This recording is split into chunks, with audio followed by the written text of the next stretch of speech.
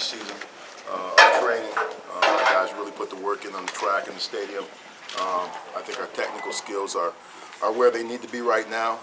We have a few weeks to really tighten down everything before we head up to some conference duels, Big 12 duels between South Dakota State and North Dakota State. So we're focused on South Dakota State right now. I think we have a pretty strong lineup when we return 3 All-Americans, and I think all 3 of our All-Americans that have returned have a great chance to contend for titles. They're going to have to be better than they were last year, and they're going to have to continue to improve throughout the year. But I think having those 3 All-Americans leading the team is strong. I think the guys are going to connect the energy and effort that those guys bring to the mat every single match, and if they follow suit, I think we're going to be a pretty good team.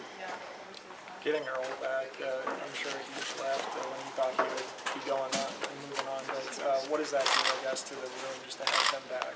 Well, a huge lift. I mean, normally we don't get those kind of surprises. Earl being a 2-time All-American and with the physical abilities that he has, the potential that he has to really contend for a national championship is strong for us. I think he solidifies our lineup. He is a 4th-year wrestler in our program. He hasn't redshirted at all. So getting him back was very, very good for us. We think we have some good backups. I think Nathan Boston will challenge Earl for that spot, so that's strong for our program. We had Marcus Simmons, who was also a 33-pounder, decided to go down to 125. So hopefully he makes it comfortably enough to compete at a high level. So I think it just bolsters our lineup with getting Earl back in there, and it adds to our depth and adds to the strength of our team. Earl's going to be out for the first few matches, right? Because he's coming back? He is. I think one of the sanctions that they put on him through the NCAA was he had to miss the first 2 competitions, and so he'll be out for the first 2 dual meets. Is Nate going to get that spot then for those first 2, do you think? Right now it looks like Nate. I think Nate's had a great preseason. I like what he's done in the room over the last month, and he's ready to compete. So I think we shouldn't miss too much having Earl out of the lineup. Is there a possibility of him going to 25 after Hall's back in the lineup? Who's that? Larson or Boston? Well, Boston's going to stay at 33. I think Boston's going to contend for that spot. He's going to fight as hard as he can to take that spot from Earl, which is good for us. But Marcus Simmons has made the decision to push down to 125.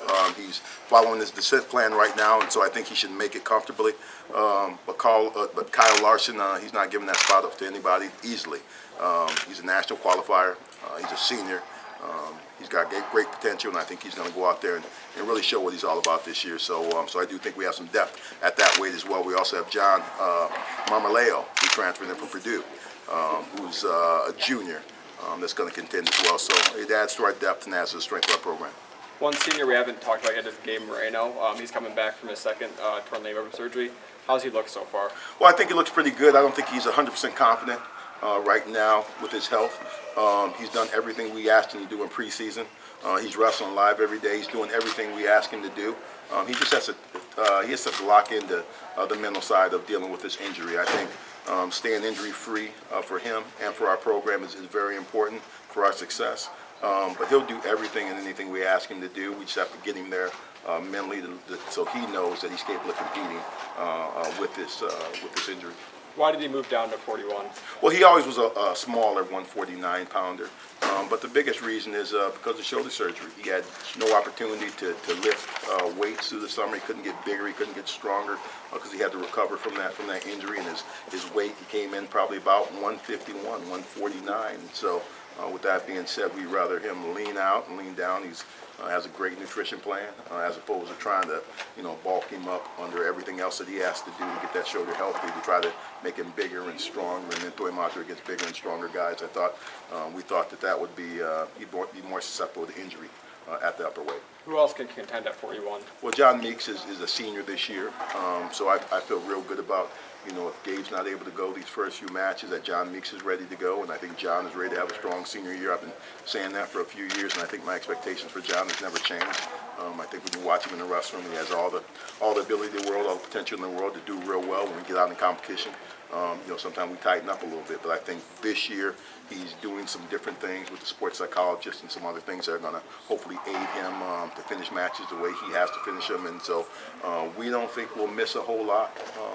As far as if Gabe has to set up the first couple matches, I think John is ready to go, and John wants to contend for that spot as well. And so it adds, like I said, depth to our lineup, and it's a good thing for us. Given the way Pat Downey came on last year and finished the year, what are kind of expectations, I guess, for him, after the offseason and coming into this year? Well, What I kind of vision mean, for him? I don't know if you follow Pat Downey on Twitter. If you do, you shouldn't. but his expectations are our expectations. He wants to be a national champion. He believes he can be a national champion. He's competed with the best guys, not only in the country, but the best guys in the country at the senior level. So he's capable. He's more than capable of. You see him at the NCAA championship, at the Big 12 championship, after having 6 matches, compete as well as anybody on the team. So he's a true competitor. I think having a preseason that he didn't have last year, I think being able to wrestle for the first semester and getting all the competitions that he's going to get in, and plus going down to 184 to his natural weight, gives him all the opportunity to capture his goals. And I know Pat's has one goal, and that to be the very best in the country. And so that's going to be a strong weight class. He's got a lot of competitors, a lot of competition that he's going to have to go through. But if he takes it one match at a time, wrestles the way he's capable of wrestling, gets to the legs more than he likes to, I think he's gonna be one of the guys that I say can contend. I think Pat can contend for the title, but he's got to prove it every single day and in competition. Leland went on a tear at the end of last season, won Big 12 championship, was the only unranked wrestler to get to the semifinals of the NCAAs. What has he got to do to keep that consistent level? Well, I think it's what you said at the end. It's about being consistent with Leland. The only reason he wasn't ranked, I don't really look at Leland as an unranked wrestler getting to the semifinals, because realistically he should have been in the top 8, but he lost a couple matches that he shouldn't have lost, and there lies that consistency. So I think if he can tighten down a couple areas of focus, he has to do a better job of defending certain areas. He has to explode through his attacks, and he has to explode off the bottom a little bit better to really be who he's capable of being. But Lee's another kid that I really think is a contender. I think he knocked off the number 2 guy in the first round last year at the NCAA championship, and I think we didn't finish that tournament the way we wanted to finish it. But I know where his mind is at, and I know the kind of preseason that he's had, and he's ready to roll. He's ready to lead, and we have great expectations for Leland to lead this team. Dane was a 220-pounder in high school, and you guys have him at 65 now? Well, it wasn't a good 220. It wasn't a good 220, but I think Dane would admit to that. And I just think if you want to look at a kid's growth and maturity over the last few years, you just have to look no further than Dane Pastano. His freshman year, he struggled. I think he struggled in the classroom. We struggled socially a little bit. We struggled on the mat. And all those things finally came together for him. And he's probably the hardest worker, if one of the hardest, if not the hardest worker in our program right now. He leads by example.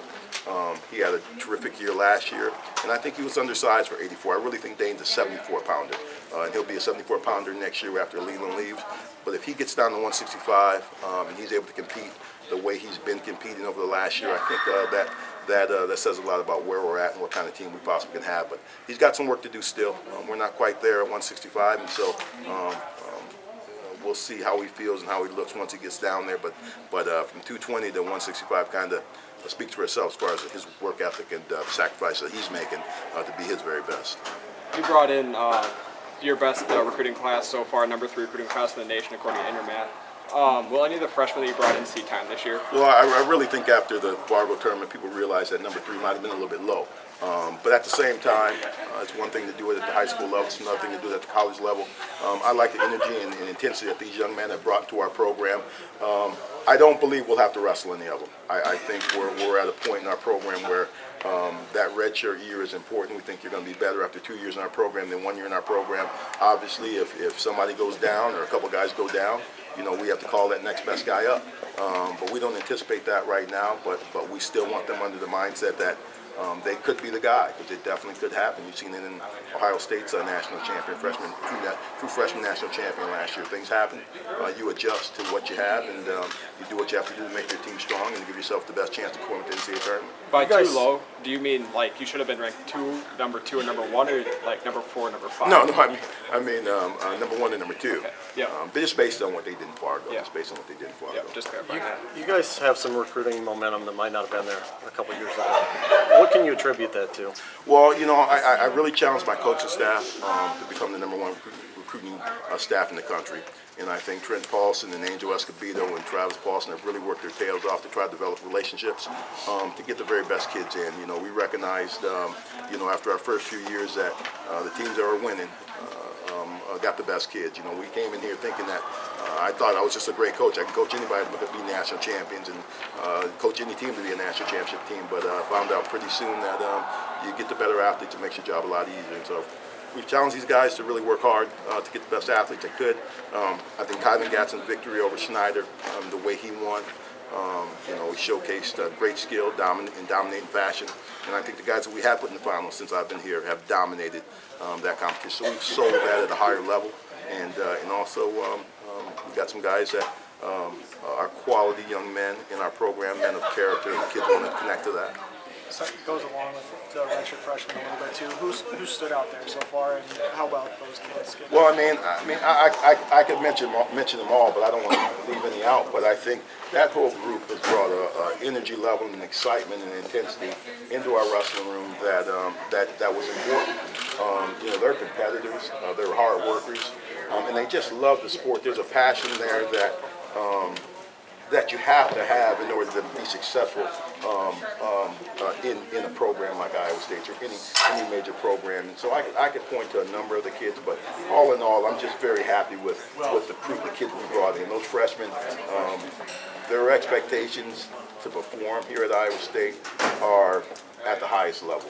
They have not taken a backseat to anyone in our room. They haven't taken a backseat in their training. And their goals are as high as any kids in the country. So I really like what they brought to the program. I'm looking forward to what our next recruiting class is going to bring to the program as well. There's been some talk of moving the NCAA schedule back so the tournament ends up being in April. What are your thoughts about that? Well, I like the adjustment. I like the talks of the adjustment. Obviously, we hate going head-to-head with March Madness. I think that detracts from what we're doing at the NCAA championship, even though the NCAA championship is well viewed and shown every round on ESPN. And so we really think that we'd get more attention if we were outside that March date. But wrestling's a tough sport. For our athletes to have to control their weight, for them to have to train for 2 semesters, when you're talking all the academic pressure that they're under, as well as making weight every single week, and it just becomes a long season. But that's what we're used to doing. So for me, it's what I'm used to doing. But obviously, if I'm looking at the student athlete well-being, I lean more towards the 1 semester sport and moving it into April. What will it take for Marcus Harrington to jump levels? Consistency, being who he really is. Marcus is extremely talented. He's big, he's strong. He trains like a champion. I just think if Marcus just wrestles with the same confidence that he wrestled with when he won the Fargo Nationals, when he won the state championships, I think he looked at, we don't want to get caught up in the rankings as far as individual rankings or team rankings, but I think he looked at the rankings and recognized he's beaten quite a few of the guys there, a couple guys that were in the top 10 I think he's beaten. And so I think it opened his eyes up to what he's capable of doing. So Marcus just has to be who he is and let it go and just go out there and compete for 7 minutes, because he has enough skill. He's good enough. Few people can match what he does at that weight class, and so our expectations are high. Marcus is a piece of the puzzle that we need in order for us to click on all cylinders. We have to have him performing to his true abilities for us to be who we want to be. 49 and 57 were maybe question marks a little bit last year, and they might be again this year. What's your plan on those 2 weights? Well, right now, Ronaldo Spencer is our 157 pounder. Colston DeBlasi will also challenge at that 157 spot, so it's kind of a toss-up between those guys who becomes the guy. But Colston DeBlasi can float between two weight classes. He can float between 65 and 57 until we get Dane down to that 165-pound weight class. We'll probably throw Colston in there at 165, so he'll probably be the guy, but we do have some other options that we have in our room. So 149, we have Chase Straw, who's a redshirt freshman, possibly being our starter. We also have Blaine Parsenio, and some other options that we have at that weight class as well. But still, there's question marks, probably on those two weight classes of what we're really going to do when it comes down to South Dakota. Meeks will be a 41-pounder. He will be a 41-pounder. We good? All right, thank you, Coach. Thanks, guys. Thank you.